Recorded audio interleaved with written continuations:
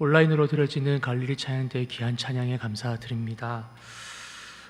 목회자로 섬기다 보면은 사실 여러 가지 일로 상담을 하는 경우가 있습니다. 좋은 일로 상담을 하면 참 좋겠지만 나쁜 일로 상담을 하는 경우가 참 많이 있습니다. 내용을 들어보면은 건강이 좋지 않아서 기도를 요청하시는 분들도 계시고, 재정적으로 어려움을 겪고 계셔서 교회의 도움이라든지 또 기도를 요청하시는 분도 계십니다. 신앙상담을 하면서 여러 이야기를 나누지만 제가 개인적으로 가장 두려워하는 이야기가 있는데, 그것은 바로 교회를 떠나겠다는 말씀입니다. 전에 섬기던 교회 중에는 이런 분들이 더러 계셨습니다. 더 이상 교회에 정착하지 못하겠다고 말씀을 하시면서 교회를 떠나겠다 이렇게 말씀을 하시는 것이죠. 오죽하면 교육자에게 찾아와서 교회를 떠나겠냐 이렇게 말씀하시나 생각이 들었습니다. 한편으로는 너무 죄송하고, 또 한편으로는 어떻게 하면 이 성도님을 좀 도울 수 있을까, 마음을 돌이킬 수 있을까 같이 고민을 하면서 상담을 나누게 됩니다.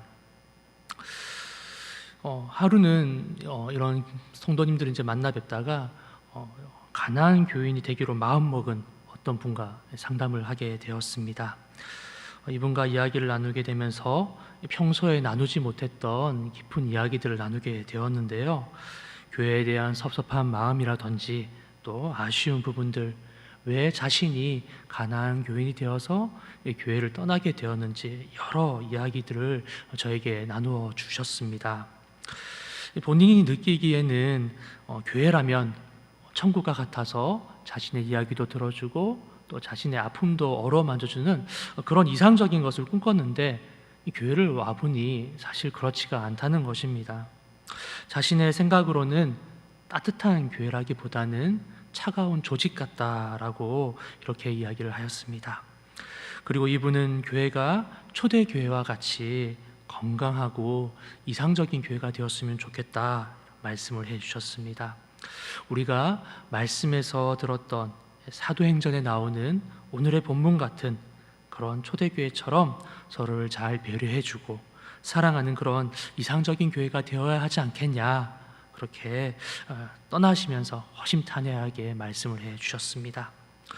상담을 마치고 자리에서 고민을 하였습니다. 성도님이 말씀하셨던 초대교회를 저도 한번 그려보았습니다. 그 교회에는 슬픔이 없습니다. 근심도 없습니다. 서로가 서로를 진심으로 사랑하고 또 위로해주는 진정한 공동체입니다.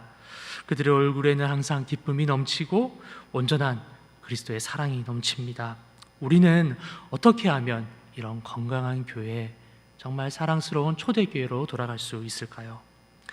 그런 초대교회를 소원하면서 저는 자연스럽게 사도행전에 나타난 교회의 모습을 다시금 되돌아보게 되었습니다. 오늘 우리가 읽었던 본문의 말씀인데요, 가나안 성도가 되신 그분도 사실 저에게 이 말씀을 추천을 해주셨습니다.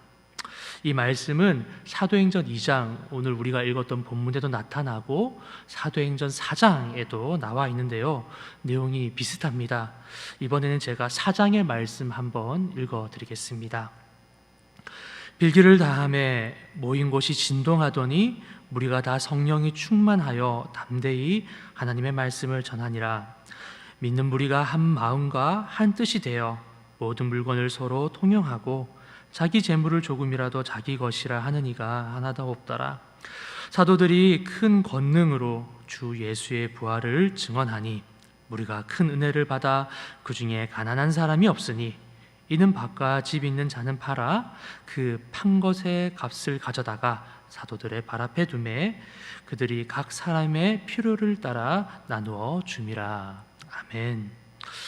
2장의 말씀, 4장의 말씀을 종합해 보면 우리는 초대교회에 대해 들었을 때 이 말씀들에 대해서 정리를 할 수가 있습니다. 말씀처럼 초대교회는 거룩하였고 완성되어져 보입니다. 서로를 나누고 성전에 모이기에 힘썼을 뿐만이 아니라 하나님의 기사와 이적이 나타나는 놀라운 교회의 모습을 드러냅니다. 더군다나 이러한 교회는 양적으로도 성장을 하였지요. 우리 모두는 이와 같은 이상적인 교회를 꿈꿉니다. 그리고 그런 교회가 반드시 이루어질 줄 믿고 있습니다. 저 또한 이런 교회가 반드시 이루어질 줄 믿습니다. 하지만 저는 오늘 말씀을 통해서 이 부분에 대해서 좀 면밀하게 짚고 넘어가고 싶습니다. 과연 이 말씀이 완성된 교회를 보여주고 있는지 말입니다. 오늘 우리가 읽었던 본문의 말씀, 그 속에 드러난 교회는 분명히 우리가 바라는 이상적인 교회의 모습인 것은 사실입니다. 그러나 그 교회가 정말 이상적인 교회인가에 대해서는 제가 쉽게 대답을 할 수가 없습니다. 왜냐하면 우리가 알고 있는 이 초대교회의 모습이 언제나 항상 유지된 것은 아니기 때문입니다. 우리가 너무나 바라지만 말 그대로 바랄 뿐 언제나 이 교회의 모습을 유지할 수는 없기 때문입니다. 오늘 말씀을 함께 나누시면서 우리의 관점을 좀 새롭게 하고 조금 조정하는 시간이 되었으면 좋겠습니다.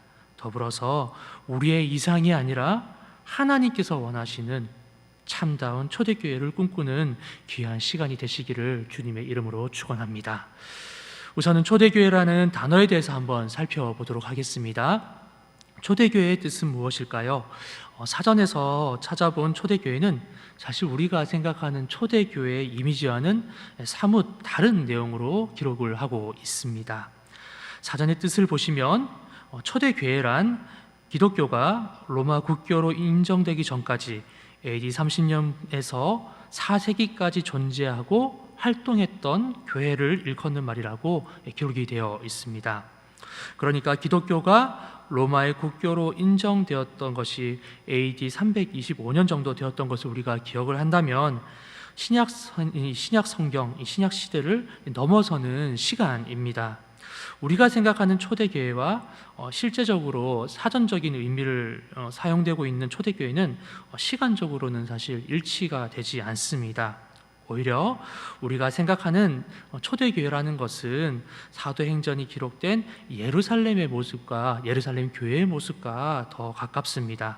즉 초대교회라고 하기보다는 초창기 예루살렘 교회가 우리가 생각하는 완성된 교회의 이미지라 볼 수가 있습니다. 그런 의미에서 당시의 예루살렘 교회를 한번 살펴보도록 하겠습니다.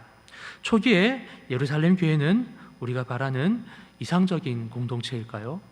사실 그렇지는 않습니다. 초창기 예루살렘 교회가 하나님 보시기에 아름답고 건강한 교회였던 것은 사실이지만 이러한 모습이 항상 유지되는 것도 오랫동안 지속된 것도 아니었습니다. 초대 예루살렘 교회는 예수님의 약속처럼 성령 하나님의 인도하심을 따라 세워진 교회였습니다. 이들은 마가의 다락방에서 약속의 말씀을 의지하여 기도하였고 그 약속대로 성령 안에서 변화를 받았습니다.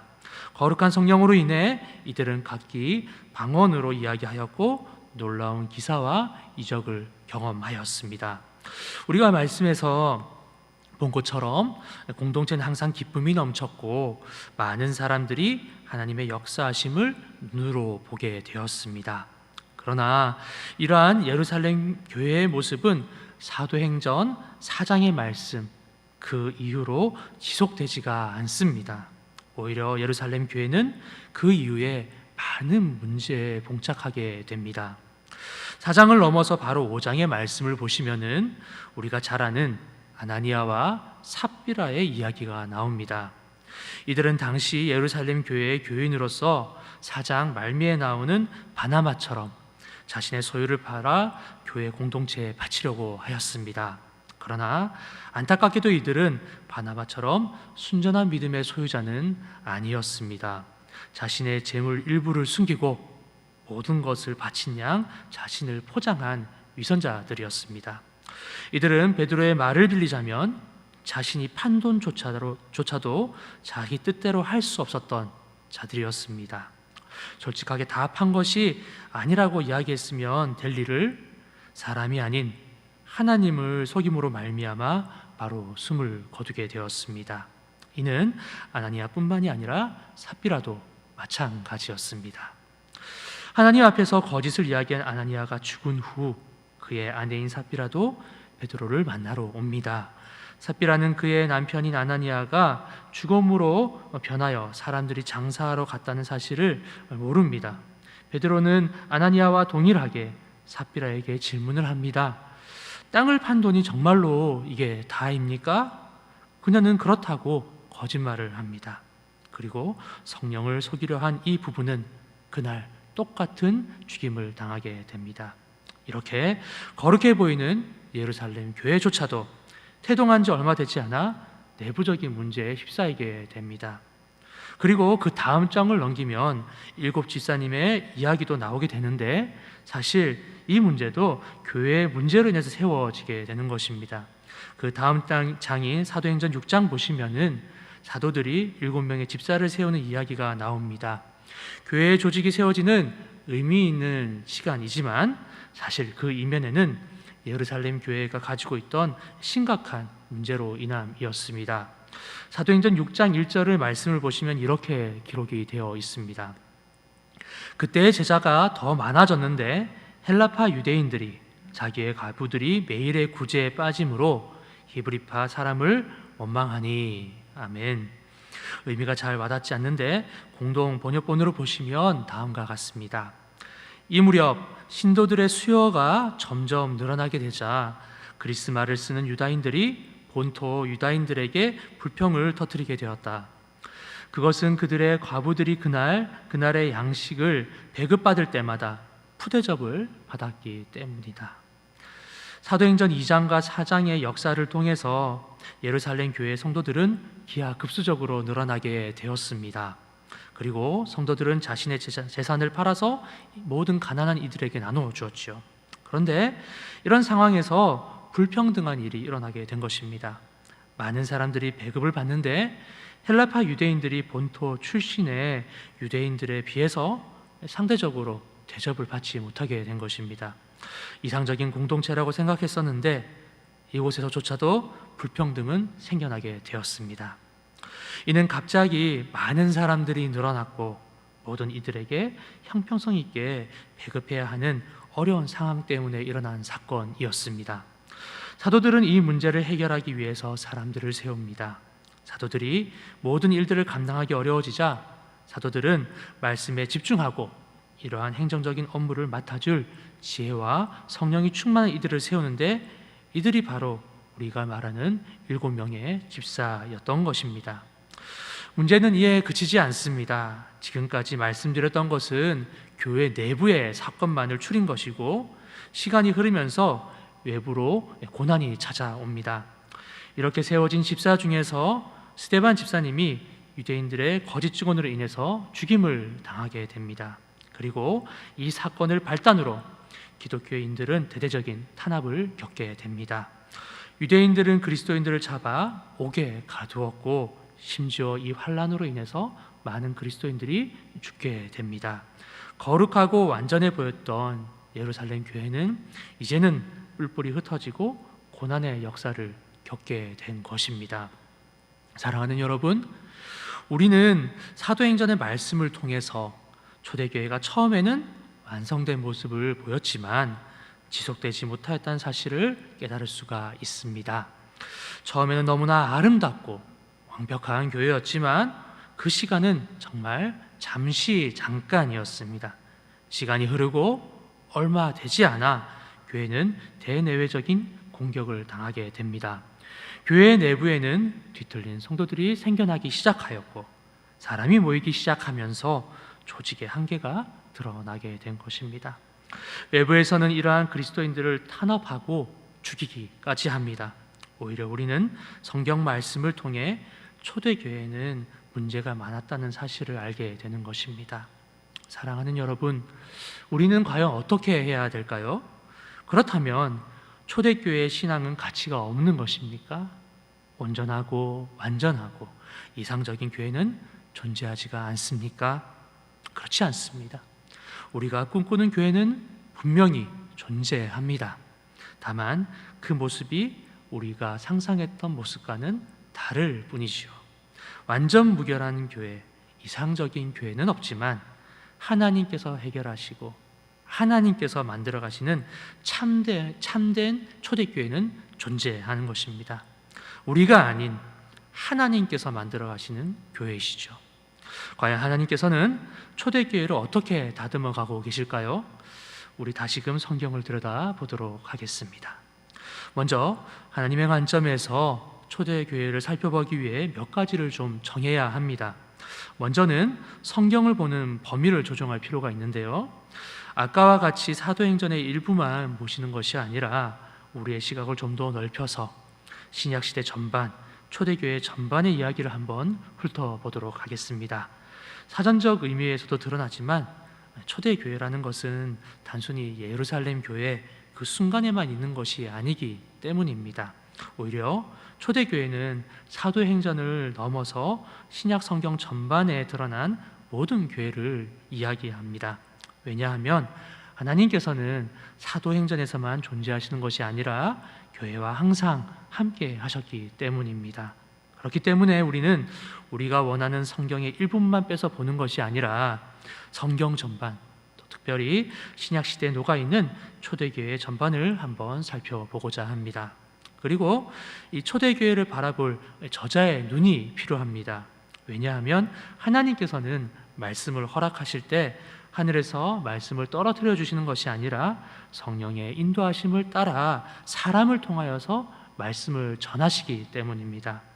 신약 성경에는 여러 명의 저자가 있지만 초대교회를 살펴보기 위해서 우리는 특별히 사도 바울을 주 저자로 생각하고 성경을 한번 보도록 하겠습니다. 왜냐하면 사도 바울은 신약 성경에서 가장 많은 내용을 집필한 저자이고 사실 사복음서를 제외하면 신약 성경의 대부분을 썼다고 해도 과언이 아니기 때문입니다. 이를 통해 하나님께서 허락하신 신약 성경을 사도 바울이라는 저자의 눈을 통해서 한번 살펴보겠습니다. 사도 바울의 글은 대부분 서신서 형식을 띠고 있습니다. 그도 그럴 수밖에 없는 것이 때로는 감옥에서 또 때로는 전도지에 있었던 사도 바울이었던지라 도움이 필요한 교회에 일일이 찾아가서 말씀을 전할 수가 없었기 때문입니다. 교회의 입장에서는 사도 바울과 직접 만나 뵙고 또 자문을 구할 수 없는 것이 아쉽기는 하지만 오히려 만날 수 없기 때문에 사도 바울은 서신서에 심혈을 기울여서 기록을 하였습니다. 그는 만나서 이야기할 수 없는 한계를 뛰어넘고자 자신의 모든 것을 담아서 편지를 썼습니다. 교회를 향한 하나님의 마음, 그 마음의 정수를 이 신약 성경의 서신서에 담아서 주신 겁니다. 그렇게 우리는 이 사도 바울의 서신서를 통해서 하나님께서 이루시는 초대교회의 핵심을 분명하게 깨달을 수가 있습니다. 13편 정도의 사도 바울의 이 서신서를 살펴보시면 대부분이 초대교회를 향한 글로 담겨져 있는데 안타깝게도 좋은 내용보다는 교회에 대한 문제점과 아쉬운 부분들이 많이 담겨 있습니다. 먼저 초대교회는 저자인 사도 바울의 사도성을 인정해주지 않고 있었습니다. 오히려 그의 사도성을 의심하고 그를 조롱하는 사람들이 참 많이 있었습니다. 그의 말이 시원하지 못하다고 비아냥거리는 사람도 있었지요. 그리고 교회 내부에는 파벌이 존재하였습니다. 어떤 사람은 사도 바울에게, 또 어떤 사람은 게바에게, 또 어떤 사람은 그리스도에게 속하였다라고 이야기하면서 서로의 그룹을 만든 것입니다. 누구에게 세례를 받았냐는 그 차이로 인해서 서로를 나누게 되었습니다. 무엇보다 무서웠던 것은 이단의 존재였습니다. 소리 소문 없이 들어온 이단들은 기독교의 근간을 흔들었습니다. 의미를 왜곡시켰고 분란을 야기하였으며 심지어 이들로 인해 사도 바울은 공격을 받게 되었습니다. 존경하고 감사해야 할 성도들은 오히려 사도 바울을 조롱하였고 사도 바울은 이러한 성도들에게 일일이 자신을 해명하고 돌아보아야만 했습니다. 우리가 앞서 보았던 예루살렘 교회뿐만이 아니라 신약 성경 그 신약 시대 전반에 나타난 초대교회도 사실 여러 가지 문제에 휩싸여 있었습니다. 그런데 중요한 것은 문제의 유무, 문제가 있고 없고의 차이가 아닙니다. 문제가 없기에 이상적인 교회이고 또 문제가 있으면 하나님께서 원하시는 교회가 아니다? 그런 것이 아닙니다. 언제든지 문제는 있기 마련이고 언제든지 분란은 일어났습니다. 중요한 것은 이 문제를 어떻게 해결하느냐였습니다. 문제의 유무가 아니라 문제를 어떻게 해결하느냐, 이것이 바로 초대교회의 핵심, 하나님께서 인도하시는 초대교회의 모습입니다. 성령 하나님의 인도하심을 받은 사도 바울은 이러한 초대교회의 모습을 너무나 잘 알고 있었습니다. 그리고 이러한 문제에 대해 그는 일관적인 모습을 보여줍니다. 우리 다 함께 에베소서 1장 3절에서 7절까지의 말씀 한번 읽어보도록 하겠습니다. 에베소서 1장 3절에서 7절까지의 말씀입니다. 시작. 찬송하리로다. 하나님 곧 우리 주 예수 그리스도의 아버지께서 그리스도 안에서 하늘에 속한 모든 신령한 복을 우리에게 주시되 곧 창세전에 그리스도 안에서 우리를 택하사 우리로 사랑 안에서 그 앞에 거룩하고 흠이 없게 하시려고 그 기쁘신 뜻대로 우리를 예정하사 예수 그리스도로 말미암아 자기의 아들들이 되게 하셨으니 이는 그가 사랑하시는 자 안에서 우리에게 거저 주시는 바 그의 은혜의 영광을 찬송하게 하려는 것이라. 우리는 그리스도 안에서 그의 은혜의 풍성함을 따라 그의 피로 말미암아 속량 곧 죄 사함을 받았느니라. 아멘. 이 말씀은 에베소 교회를 향한 사도 바울의 편지, 그 시작점입니다. 사도 바울은 아마 이 교회에 대해서 여러 가지 이야기를 하고 싶었을 것입니다. 자신의 사도성을 변호하기 위해서도 할 말이 참 많았을 것이고, 여러 파벌에 대해서도 어떻게 해결할지도 이야기하고 싶었을 것입니다. 그리고 이단들에 대해서도 어떻게 싸워야 할지 자세하게 풀고 싶었을 겁니다. 그러나 사도 바울은 자신의 서신을 통해 자신의 급한 이야기를 먼저 하지 않았습니다. 오히려 이 편지글의 첫머리를 예수 그리스도에 대해서 이야기하는 것으로 시작을 하였습니다. 이러한 모습은 에베소서뿐만이 아니라 그의 서신 대부분에 드러나는 모습입니다. 사도 바울은 모든 것을 내려놓고 먼저 예수님께서 어떤 분이신지를 소개하고 있습니다. 우리에게 구원의 복을 허락하신 예수님, 죄인된 우리를 자신의 자녀로 삼아주신 예수님, 죄와 허물로 인해 영영 죽을 수밖에 없었지만 십자가에서 달려 자신의 보혈로 우리를 깨끗하게 하신 예수님, 그는 모든 것을 뒤로 미루고 예수님에 대해서 소개합니다. 사실 그럴 수밖에 없었습니다. 왜냐하면 누구보다도 사도 바울 본인이 예수님을 만났던 사람이기 때문입니다. 예수님을 통해 자신의 인생이 송두리째 변화됨을 그는 경험하였기 때문입니다.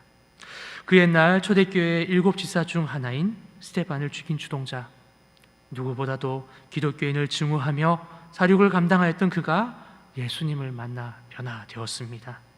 살기를 띈 채 그날도 바울은 다메섹에 있는 그리스도인들을 잡아가둘 요량으로 길을 떠났습니다. 그러나 그의 앞길에 예수님께서 찾아오셨습니다. 그리고 그의 눈, 세상의 눈을 가리시고 진정한 눈, 생명의 눈을 뜨게 하십니다. 복음의 눈을 뜨게 하십니다. 이를 통해 그는 큰 변화를 겪게 됩니다. 그리스도의 원수로 살아왔던 자가 이제는 복음의 눈을 뜨고 예수 그리스도를 전하게 됩니다.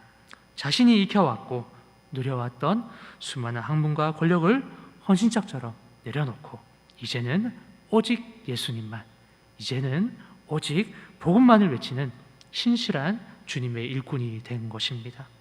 그가 무지하여서 복음을 외쳤겠습니까? 아닙니다. 그는 그 당대에 가장 뛰어난 학문을 익힌 사람이었습니다. 그가 권력이 없어서 복음을 이야기합니까? 아닙니다. 그는 로마의 시민권을 가진 사람이었습니다. 그럼에도 불구하고 그는 다른 내세울 무엇보다 초대교회를 향해 복음을 외칩니다. 왜 그렇습니까?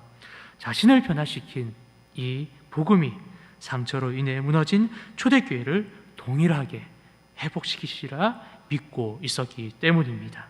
문제 많은 초대교회는 복음의 능력으로 회복될 줄을 믿고 있었기 때문입니다. 그는 예수 그리스도를 통해 건짐을 받았고 초대교회 또한 예수 그리스도를 통해 건질 수 있었다 믿기 때문입니다. 그렇기에 그는 다른 무엇보다 예수님을 증거하는 것에 집중하였습니다. 다른 무엇보다 복음에 대해서 이야기를 하였습니다. 사랑하는 여러분, 교회는 항상 문제가 있습니다. 예루살렘 교회, 그 초반의 아름다운 모습을 계속 유지해서 간다면 사실 그것보다 더 좋은 일이 무엇이 있겠습니까? 그러나 예루살렘 교회, 신약 전반에 나타난 초대교회조차도 항상 문제는 있었습니다.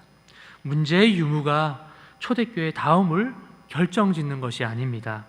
초대교회가 초대교회다울 수 있는 가장 큰 이유는 교회 내 여러 문제가 있음에도 불구하고 그 모든 문제를 복음으로 해결해야 하기 때문입니다. 그것이 진정한 초대교회의 모습이요, 하나님께서 만들어 가시는 교회의 모습입니다. 사랑하는 성도 여러분, 우리는 현재 코로나라는 전염병과 싸우면서 살아가고 있습니다. 이 과정 속에서 한국교회는 참으로 많은 상처와 불명예를 얻게 되었습니다. 사실 코로나 이전에도 한국교회는 점점 사회에서 신뢰를 잃어가고 있던 어려운 상황이었습니다. 코로나는 이런 형국에 더욱더 가속도를 붙이게 되었습니다. 왜 우리는 이러한 오명과 부끄러움 속에서 살아가는 것일까요? 여러 가지 원인을 찾을 수 있겠지만 저는 오늘 말씀을 통해서 무엇보다 저 자신이 그리고 우리 모두가 복음에 충실하지 않았기 때문이라 생각을 합니다. 사실 교회의 문제는 과거에서부터 지금까지 항상 존재해 왔습니다. 앞서 말씀을 통해 보았듯이 사도행전으로부터 시작하여서 초대교회, 그리고 지금의 현대교회에 이르기까지 교회가 존재하면 문제 또한 항상 존재해 왔습니다. 오히려 이 세대가 똑같은 문제 가운데서도 문제를 해결하지 못하는 것은 과거와는 다르게 복음만으로 이 문제를 해결하고 있지 않기 때문입니다. 십자가 하나만으로 만족하지 아니하고 다른 무엇인가를 찾기 시작하면서 한국교회는 초대교회의 모습보다는 쇠퇴의 길을 걷고 있는 것이 아닌가 조심스럽게 생각해 봅니다. 사랑하는 여러분, 우리는 이제 십자가의 능력으로 돌아가야 합니다.